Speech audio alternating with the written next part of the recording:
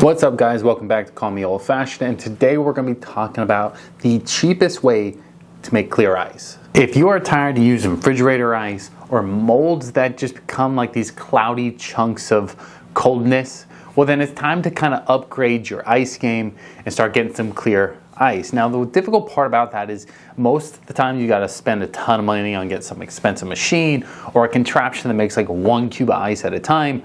But I've kind of scoured the internet and I figured out more than likely the cheapest way to make clear ice. And that's going to be starting with this little cooler. I got the Igloo one. I got it for like 12 bucks at Walmart. I said that's a steal. 12 bucks for a cooler? First off, now you got a cooler for life. Just saying. But you need one that has a removable top so that way it can do some directional freezing. Now the reason why your fridge ice or just the cube ice that you throw in the freezer doesn't become clear, even though things may claim that it will be, is because to get clear ice you need directional freezing where it cools from the top down. That's why that fancy machine you kind of see all over the place has this fan that cools it from the top down. Now when you put it in a cooler, it's trapping everything on the sides and the bottom and allowing it to cool downwards to allow the imperfections to go to the bottom.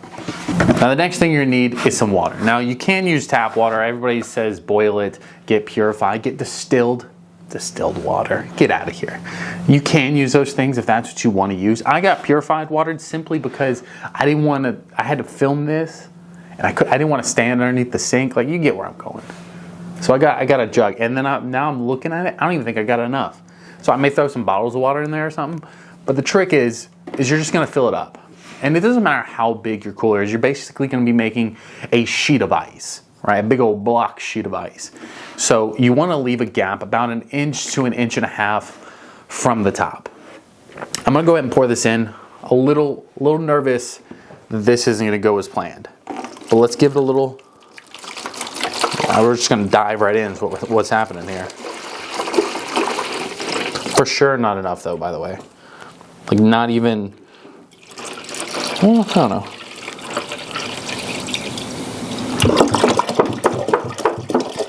Not even remotely close.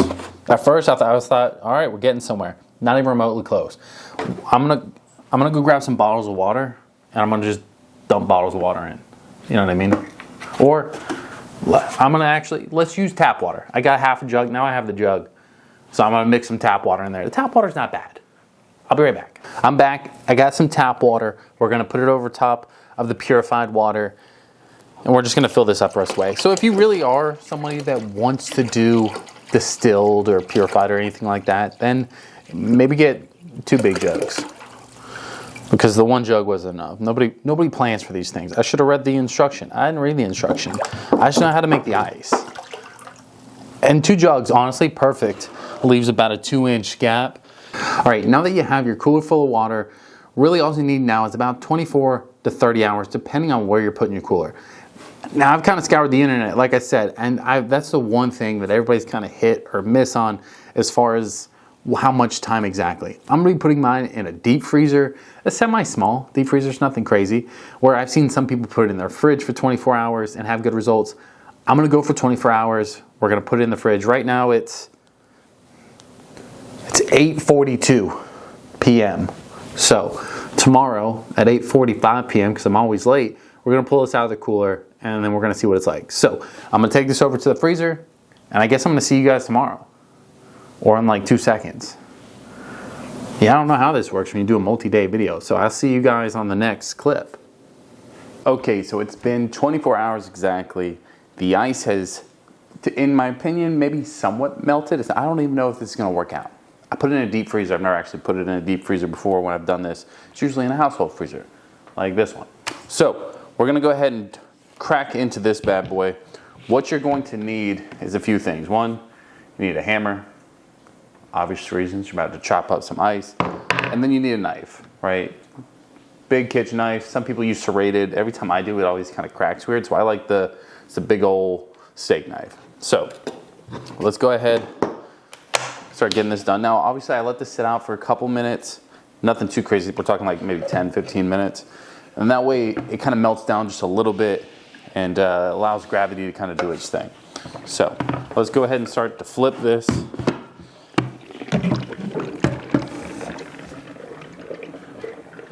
That sounds crazy.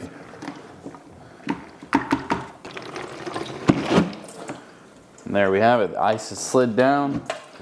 This is why you gotta do this part over a sink, right? Love to do it in my room next to all the electronics, but that's not gonna happen. So you can kind of just slowly lift it up. I'm making a mess on the counter already. There we go. I always need to have a little towel on standby. And there's like a little crack in the side here. I don't know if you can even see that, where the ice is kind of somewhat pouring out straight onto the counter here. There we go.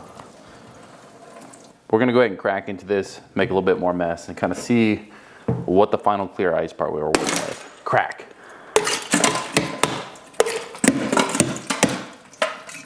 Let's dump this before we make even more of a mess. All right, now that we have our clear piece of ice, we're gonna go ahead and start to cut this thing up. First thing you wanna do is kind of take your knife and just kind of like measure out what you think you're gonna need, right? You can get a glass and kind of measure it out yourself if you want.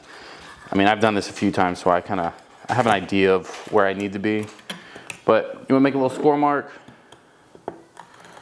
put your knife in there, just kind of lightly tap. If your ice does start to break in weird kind of formations, that's when you want to kind of get that serrated knife, kind of like a bread knife of some sorts, and kind of just start sawing it out. Obviously you want to kind of hit all sides. It kind of just gives it a placement for it to break rather than just powerhousing it.